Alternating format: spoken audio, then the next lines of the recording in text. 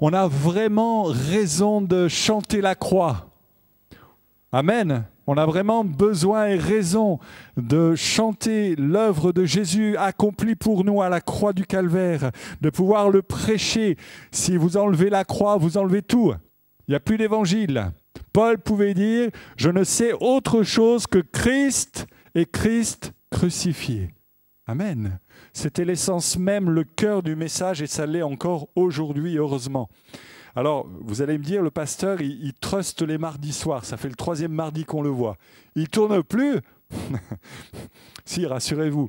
Mais je fais l'intérim de ceux qui sont empêchés de pouvoir venir. Alors, on va continuer dans la foulée de cette étude sur la croix, ce qu'est la croix. On avait vu, pour ceux qui étaient là mardi dernier ou qui ont vu par Internet, qu'il y avait 2 problèmes majeurs qui se posaient à Dieu concernant notre pardon. D'un côté, la gravité du péché qui fait que l'homme, par essence, de ce fait, de cette marque du péché, n'est pas digne de recevoir quoi que ce soit venant du ciel à cause de ce péché qui crée une séparation entre lui et son Créateur. Et puis, d'un autre côté, la sainteté de Dieu qui ne peut pas coexister avec le mal. Je vous avais illustré cela avec le fait que quand on éclaire une salle, soit elle est éclairée, soit elle est éteinte, mais elle n'est pas mitigée. Moitié ombre, moitié lumière. Et Dieu, eh bien, dans sa sainteté, ne peut que dénoncer et rejeter le mal. Et donc, il y avait ce combat particulier, en tout cas ce dilemme pour Dieu de satisfaire à la fois ses exigences de justice, le salaire du péché c'est la mort, le pécheur doit donc mourir, et les exigences de son amour, car Dieu est amour. Amen. Et heureusement. Et donc, la solution du pardon de l'humanité pécheresse ne pouvait venir que des hommes qui doivent faire réparation et que de Dieu qui est seul qui puisse réparer, qui puisse combler le fossé qui nous sépare de lui. Et donc, l'idée de Dieu, ça a été de pouvoir se substituer à nous et de prendre littéralement notre place en la personne de Jésus-Christ qui est à la fois Dieu et homme. Dieu se substitue à l'homme pécheur. Se substituer, ça veut dire prendre la place de. Mais pas seulement. Ça veut dire aussi assumer, c'est écrit, toutes les conséquences à tout niveau que ce soit. Le verbe se substituer, on peut l'illustrer par le fait d'une famille d'accueil. Qu'est-ce que c'est qu'une famille d'accueil ? Une famille d'accueil, c'est une famille qui se substitue au rôle de parents qui, pour un temps, peut-être, pour X raisons, et on n'a pas jugé de quoi, ont défailli auprès de leurs enfants et la garde des enfants leur a été soustrait pour un temps ou malencontreusement parfois pour bien plus longtemps. Et c'est la famille d'accueil qui reprend l'éducation et qui sont les garants auprès de ses enfants.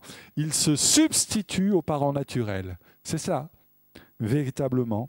Et au sujet du pardon, je crois que c'est important de réaliser que cette notion de substitution, elle est déjà mentionnée dans l'Ancien Testament et on a des exemples d'hommes de Dieu qui, à un moment donné, ont voulu prendre la place d'eux. Je ne sais pas si ça vous est déjà arrivé, de vouloir prendre la place de quelqu'un pour lui faire éviter un châtiment quelconque. Ce n'est pas naturel de faire cela.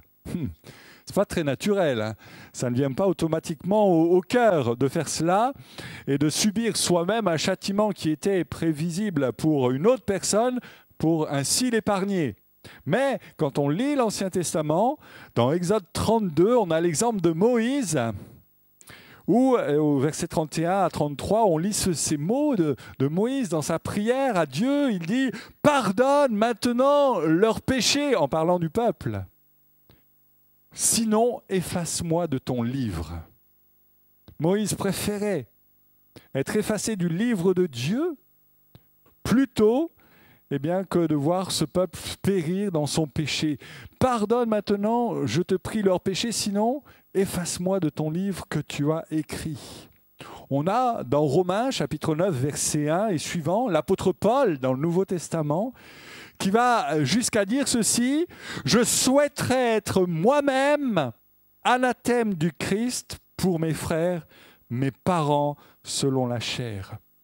Et anathème pour Christ, c'est pas peu de choses, ça veut dire être absolument à l'opposé de Christ, être absolument en séparation totale, en inimitié avec Christ. Je souhaiterais être moi-même dans cet état-là, pourvu que mes frères, mes parents selon la chair, puissent connaître la grâce de découvrir qui est le Seigneur. C'est une idée de substitution également, d'une certaine forme. Et puis on a un exemple suprême que bien des chrétiens connaissent dans Exode, livre de l'Exode, de la Genèse, pardon, au chapitre 22. Vous connaissez certainement ce passage particulier où Abraham va conduire son fils et lui seul de bon matin avec son âne et du bois préparé pour l'Holocauste, c'est-à-dire le sacrifice prévisible pour Dieu.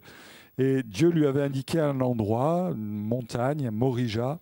Et là, eh bien, à un moment donné, l'enfant se pose quand même la question, Isaac, Père, voici le feu et le bois, mais où est l'agneau pour l'Holocauste? Et évidemment, il n'avait pas saisi que c'était lui qui était destiné à être livré en sacrifice. Abraham construisit là un autel, disposa le bois, il ligota son fils Isaac et le mit sur l'autel par-dessus le bois. Et on comprend à cet endroit du récit que, eh bien, oui, il y a cette offrande, ce sacrifice qui va s'exécuter, mais au dernier instant, au dernier moment, l'ange de l'Éternel apparut du ciel et dit à Abraham, l'ange dit: n'étends pas ta main sur le jeune homme et ne lui fais rien. J'ai reconnu que tu crains l'Éternel, que tu ne m'as pas même refusé ton fils, ton unique. Abraham, écoutez bien, leva les yeux et vit par derrière un bélier retenu dans un buisson par les cornes. Alors Abraham alla prendre le bélier et l'offrit en holocauste à la place de son fils. À la place de son fils. Et c'est là le substitut, c'est ce bélier. On connaît parfois l'expression un peu péjorative, être le bouc émissaire de quelqu'un. Quelque part, on le comprend, c'est celui qui subit un tort pour quelque chose qu'il n'a pas commis. Et ce pauvre bouc n'avait rien finalement de précis à retenir contre lui, sinon qu'il était là précisément pour prendre la place de. On sait que c'est de la figuration de ce qui allait venir après, avec la venue du Seigneur Jésus. Et tout cela nous amène sur le terrain des sacrifices sous l'ancienne alliance. Et ces sacrifices, on peut se dire parfois quand on lit la Bible, je ne sais pas si ça vous a fait cela les premières fois, c'est quand même sanguinolent, c'est quand même assez incroyable cette histoire un petit peu de sacrifice qui doit se perpétuer, qui doit se renouveler constamment. Dans le Lévitique, au chapitre 17, verset 10, il est dit « Car la vie de la chair est dans le sang. Je vous l'ai donné sur l'autel afin qu'il serve d'expiation pour votre vie, car c'est le sang qui fait expiation pour la vie. » C'est une ordonnance divine que de laisser s'épancher ce sang qui contient la vie, qui est la vie même. On sait qu'on n'en a que 5 litres, les uns et les autres, autant vous que moi, et que si malencontreusement on avait par accident une artère qui soit ouverte, il faudrait plutôt faire vite et très vite pour aller ne pas perdre tout son sang et ainsi voir sa vie partir. Et le sang est ici le symbole de la vie. Mais au-delà du fluide qui coule dans nos veines, le sang répandu, c'est le symbole d'une vie qui s'achève par une mort violente, mais qui a pour vertu d'être condamnée pour qu'une autre vie puisse, elle, retrouver la santé et l'innocence et la vie véritable. C'est une innocente victime. Ce bouc, je le répète, n'avait aucun casier judiciaire particulier, qui a été sacrifié pour que l'enfant Isaac soit libéré. Et ce processus se répète dans l'Écriture où eh bien, on sacrifie un agneau ici innocent pour le pardon de la multitude et d'un peuple entier. Le sang opère l'expiation, c'est-à-dire qu'une vie est condamnée pour qu'une autre vie ne soit plus sous la condamnation. Et c'est cela, le principe divin qui est amené dans tous ces sacrifices que l'on retrouve dans l'Ancienne Alliance. Et Dieu a disposé ces choses pour que ça serve de signe avant que n'arrive la venue du Seigneur qui lui donnera sa vie en rançon, en sacrifice pour l'expiation des péchés des hommes du monde entier dans tous les temps et surtout une fois pour toutes, d'une manière définitive. On y reviendra. Un autre exemple de tout ce qui a trait à ce que nous voyons ce soir concernant la substitution, le fait de devoir absolument appliquer du sang, laisser s'épancher du sang, c'est dans Exode, chapitre 12, et là aussi les chrétiens connaissent parfaitement ce passage, où le peuple est retenu dans l'esclavage. Le peuple hébreu est dans l'esclavage depuis 400 ans sur la terre d'Égypte. Et cela préfigure également tous ceux qui sont retenus dans un quelconque esclavage, qu'ils soient d'ordre des addictions, et elles sont nombreuses, que ce soit d'autres esclavages, parfois honteux, qu'on n'aime pas nommer au milieu de nous, et qui sont une réalité, et qui font que des gens ont des boulets aux pieds, se retrouvent pieds et poings liés par une parole mensongère, ici par une situation d'adultère dans laquelle ils se sont empêtrés. C'est une réalité. Il y a tant de gens qui sont comme cela, retenus dans l'esclavage. Et voici, cependant, qu'à un moment donné, pour ce peuple hébreu, Dieu va apporter la solution. Et au chapitre 12 de l'Exode, au verset 12, Dieu dit « Je parcourrai cette nuit le pays d'Égypte et je frapperai tous les premiers-nés du pays d'Égypte, depuis les hommes jusqu'au bétail, et j'exercerai des jugements contre tous les dieux de l'Égypte, car je suis l'Éternel. Le sang vous servira de signe sur les maisons où vous êtes. Je verrai le sang, je passerai par-dessus. » En hébreu, pécha, passer par-dessus, action de passer au-delà, passer outre. « Je passerai au-dessus de vous, et il n'y aura point sur vous de fléau destructeur quand je frapperai le pays d'Égypte. Je verrai le sang, et je passerai au-dessus de vous. » Autrement dit, je vous ferai grâce. Autrement dit, le fléau de la destruction et de la mort, eh bien, n'entrera pas dans cette maison où il y aura le sang badigeonné sur les linteaux de la porte. Dans ce passage, on s'aperçoit que l'Éternel est juge. Il se profile à l'horizon la 10e plaie, ce n'est pas la première ni la seconde. À maintes reprises, Dieu a essayé au travers de ces événements surnaturels et de ces fléaux de faire pencher le cœur de Pharaon de meilleures dispositions, de vouloir amener cet homme à une profonde et sincère et réelle repentance. Et cependant, le cœur de Pharaon s'est endurci, le châtiment de la 10e plaie se profile. J'aimerais dire que ce châtiment, il était prévu, nous l'avons lu, il n'était pas seulement destiné aux fils premiers-nés égyptiens, mais à tous les premiers-nés de tous ceux qui habitaient sur le territoire de l'Égypte. Autrement dit, le châtiment était infligé sans aucune discrimination, sans faire de choix et de préférence. La Bible dit que tous ont péché et sont privés ainsi de la gloire de Dieu. Tous ont péché. Ce n'est pas notre compte en banque qui va déterminer si oui ou non nous allons être frappés du salaire du péché qui est la mort. Ce n'est pas nos bonnes manières reçues de notre éducation qui vont déterminer si oui ou non le Seigneur va affliger cette sentence concernant le péché. Non, c'est la réalité du péché qui est là et qui fait que Dieu est un juge qui doit amener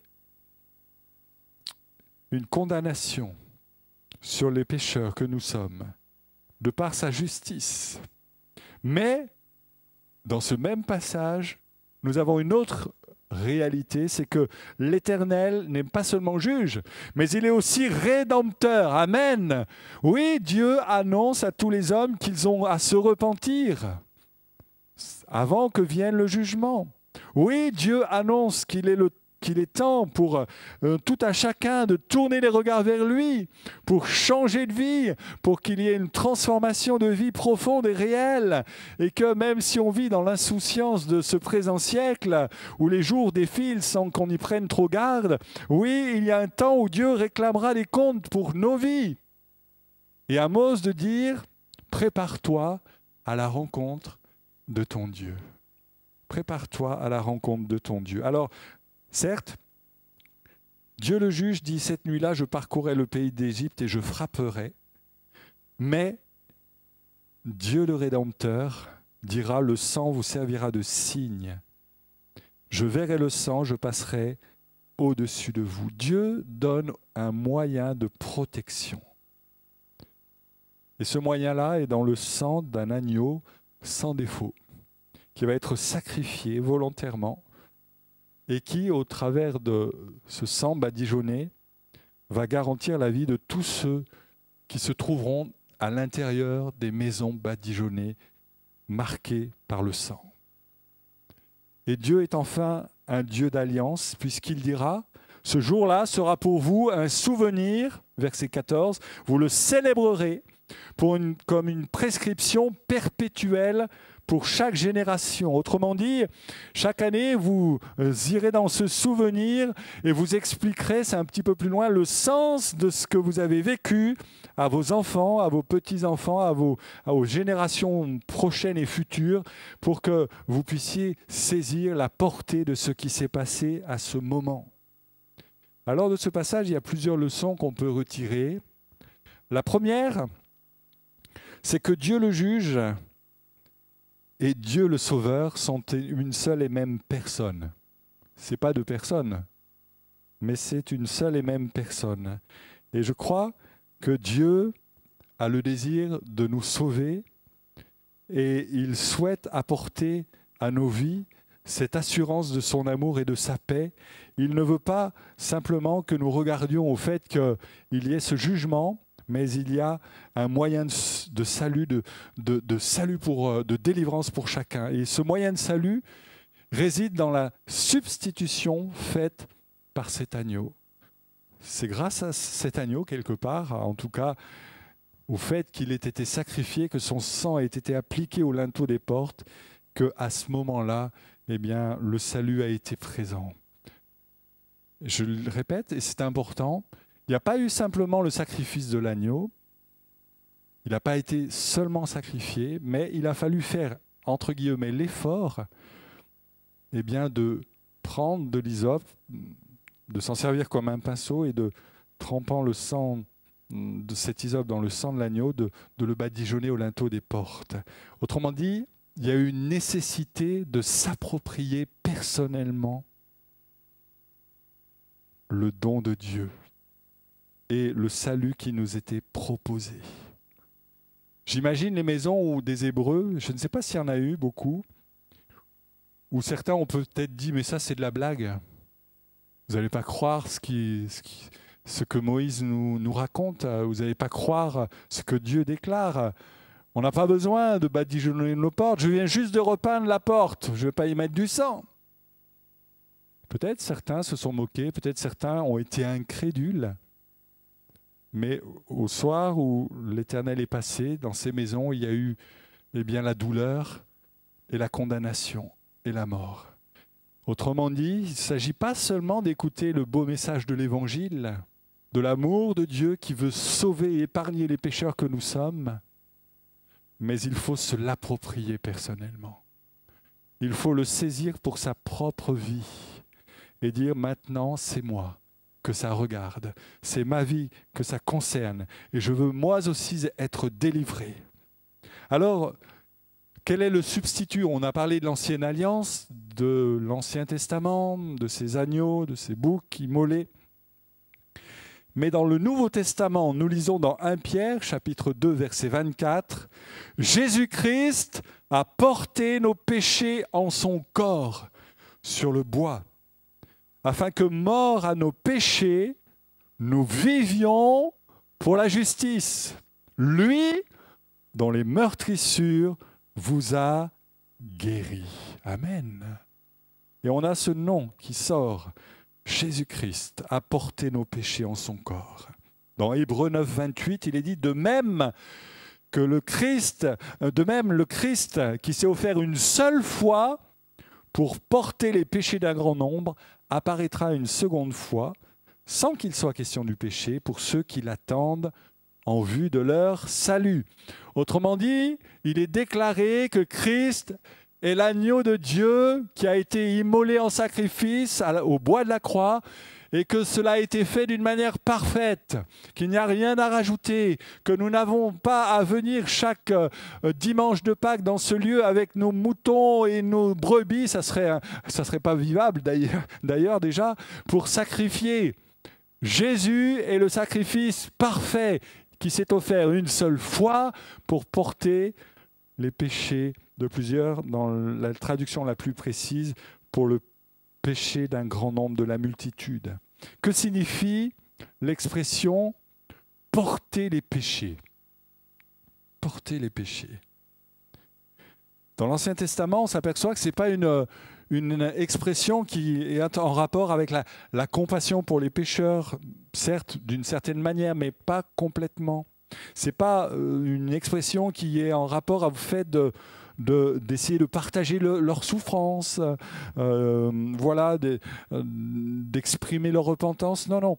Dans le terme hébreu, concernant le fait de porter les péchés, il est question de supporter les conséquences pénales d'un acte, de subir une sanction. C'est très précis, c'est un vocabulaire juridique. Il y a une peine, comme si, suite à un jugement, un homme devait être condamné à perpétuité pour ses actes. Il y a une sentence de justice et on est dans ce rapport-là. Porter les péchés, c'est supporter les conséquences pénales de celui qui est pécheur. Et Jésus a supporté les conséquences pénales de notre péché. Et je le répète souvent dans Romains chapitre 3, verset 23, le salaire du péché, c'est la mort. La mort.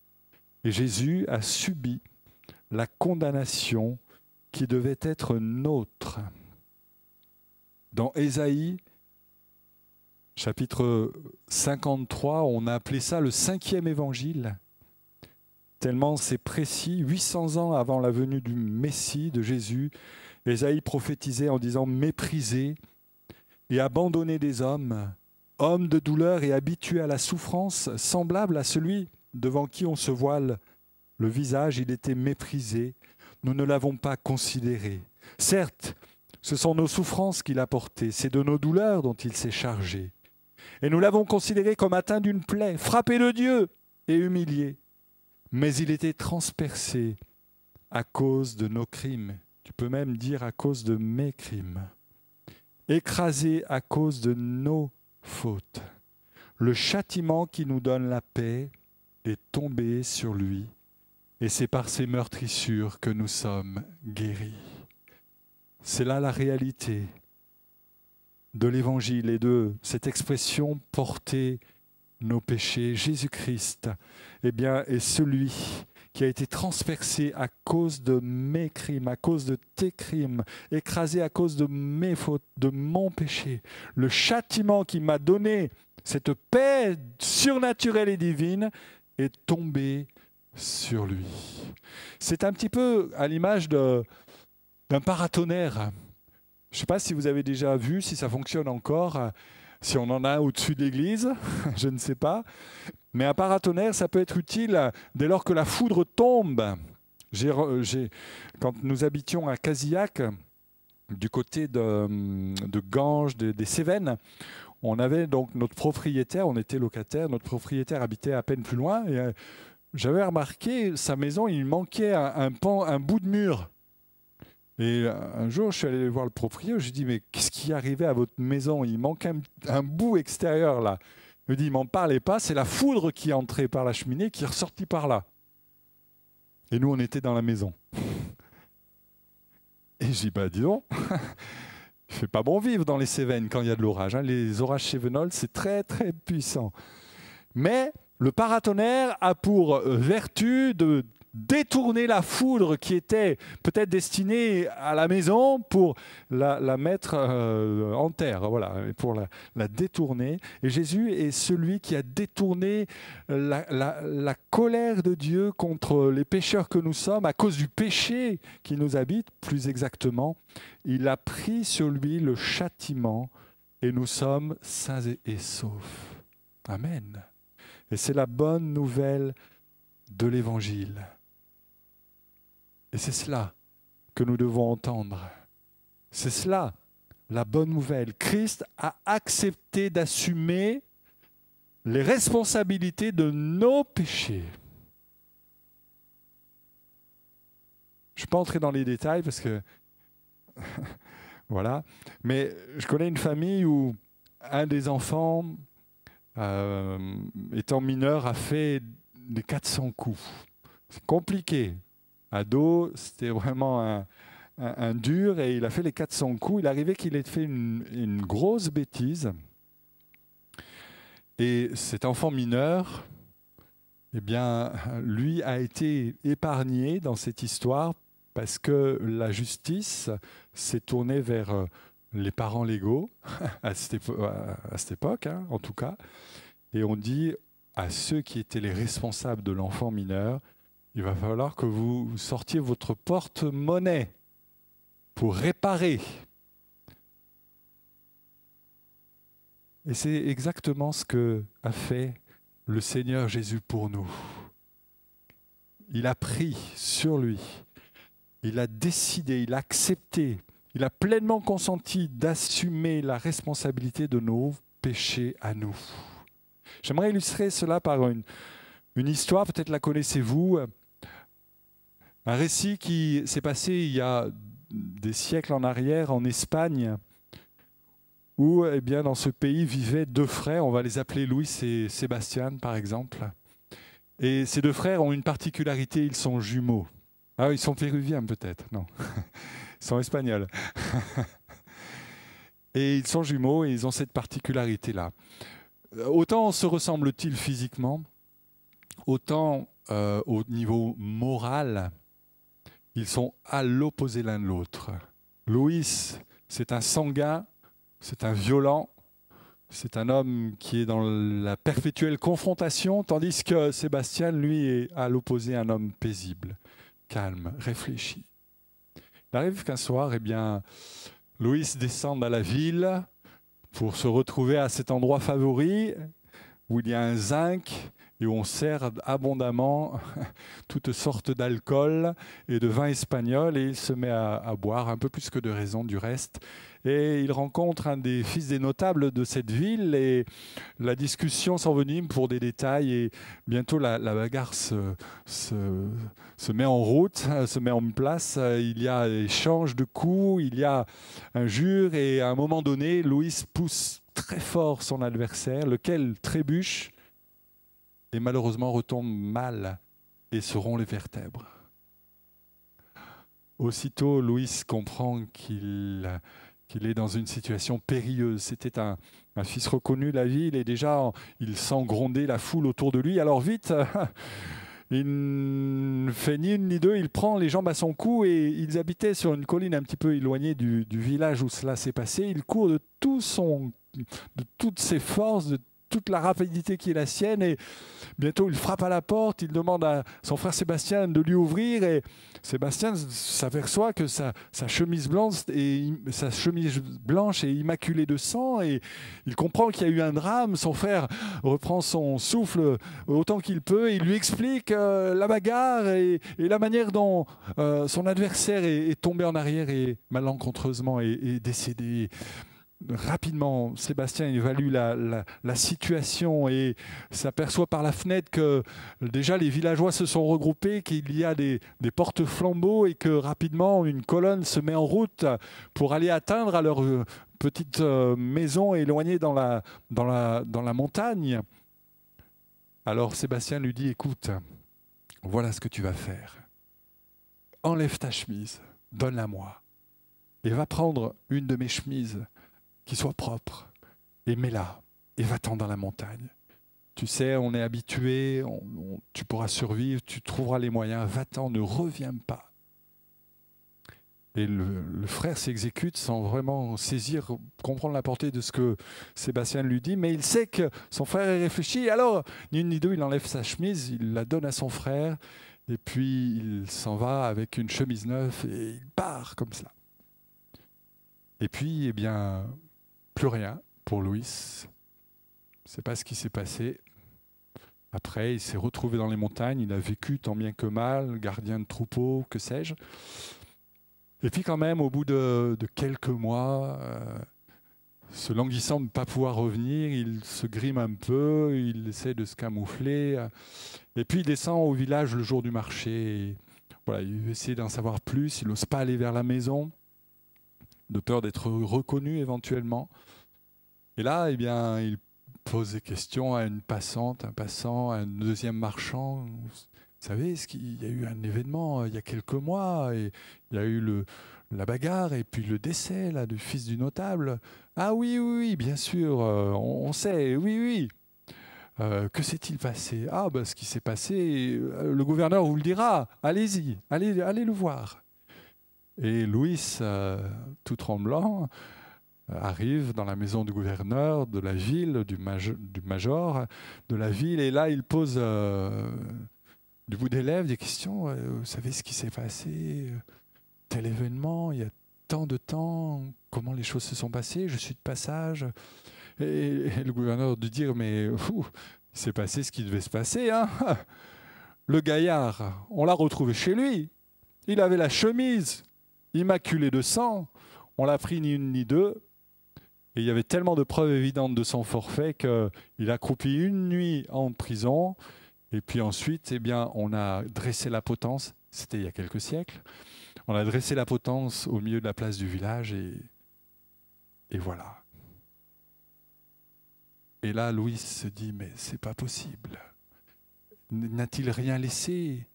N'a-t-il pas laissé quelque chose? Je suis son frère jumeau. Et le gouverneur de sortir de son bureau une lettre en disant si, il a justement écrit cette lettre la nuit précédant son exécution dans son cachot. Il avait demandé un papier, dernière volonté, il les a couchés sur du papier, c'est pour vous. Et à l'intérieur, Louis découvre cette lettre où il est marqué ces mots: tu as vécu pendant tant d'années avec ta chemise souvent tachée de sang ou d'alcool. Mais voici que je l'ai porté à ta place. Et j'ai assumé les conséquences de tes actes. Maintenant, tu portes une chemise blanche, ma chemise blanche. Veille à ce qu'elle le reste pour tous les jours de ta vie. Ton frère Sébastien qui t'aime. Et quelque part, voilà ce que Dieu fait avec nos vies, au travers de Jésus-Christ. C'est lui qui a porté notre condamnation, qui l'a vécu, qui a été sacrifié, qui a été cloué, qui a été couronné d'épines, afin qu'au travers de ce châtiment, nous soyons amnistiés, libérés, affranchis. Non pas pour reprendre une vie de patachon, et certainement Louis, avec la chemise de son frère, eh bien, après quoi, a saisi toute l'importance de cet acte d'amour. Et l'histoire se finit en ce fait que ce frère qui était autrefois sans foi ni loi, lui aussi est devenu vertueux. Lui aussi a commencé une vie nouvelle.